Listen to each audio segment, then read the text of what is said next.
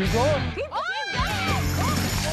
Pick it up, pick it up. The guys are really going at it. He's just punching me. Oh! Hit him, you got him. Good job, guys. I think it's super hot. I'll take a cowboy. Oh, man, did that hurt? Come on. Let's go. This isn't your senior prom. Let's go.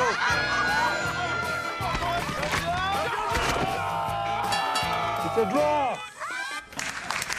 You're looking at exclusive video from last summer's Jason Show staff retreat.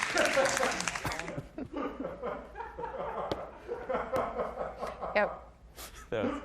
That's good. Remember that, Kendall? Yeah. That was Eric and I rolling around. It was so fun. I was in the cowgirl hat. It was going, great. Way to go! Great. Jeff was judging there. Yeah. Yep, that big beard. Oh, no, I did make you the older man. I'm sorry. No. This ain't your high school prom, you two. Keep Yeah. wrestling. Nothing like some good mud wrestling to get the testosterone flowing on the first group date. Katie's quest for love enters week 2, and there are some clear frontrunners. But we're all wondering, who really is here for the right reasons? There's only one person that can help sort all of this out. Roll it. It's time for 44% of America loves Ted.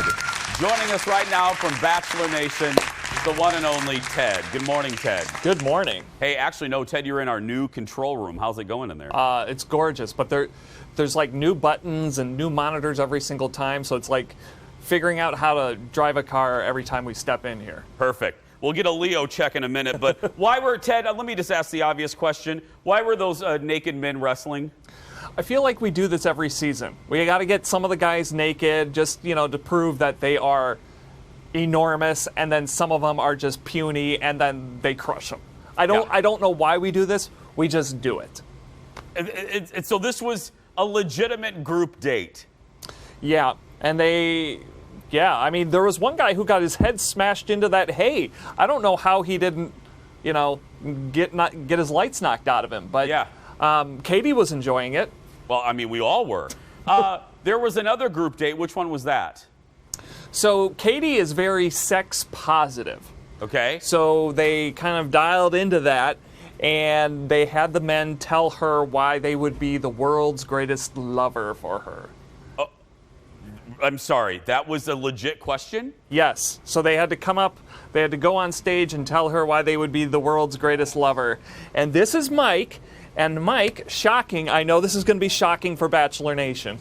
Mike is saving himself for marriage. So he was uncomfortable this entire date. And so then he laid it all out on the line there for her, and he actually won the award for world's greatest lover. Well, this is what I wonder, and there's no judgment here, but I really do wonder to these gentlemen, you do know what show you're going on. That's where a little bit I go, come on. Right, and for him especially, like, Katie is very open about the things she likes. Yeah.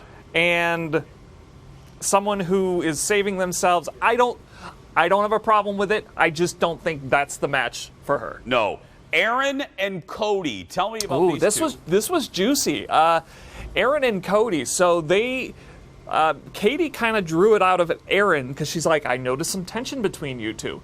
And Aaron and Cody, apparently, they run in the same circles in San Diego. Remember last year we had people running in the same circles in Chicago? Well, these guys run in the same circles in San Diego, and Aaron says Cody is not there for the right reasons and says, maybe he just wants to get famous. So Katie confronted Cody, and here it is. Aaron let me know that he knows you from outside of this bubble, and he described you using words such as malicious, unkind, and that's concerning to me because for me, being kind is actually one of the most important things I'm looking for in a person, and I wanted to address it with you to see if you knew what he was talking about. Yeah, I do not know what he's talking about.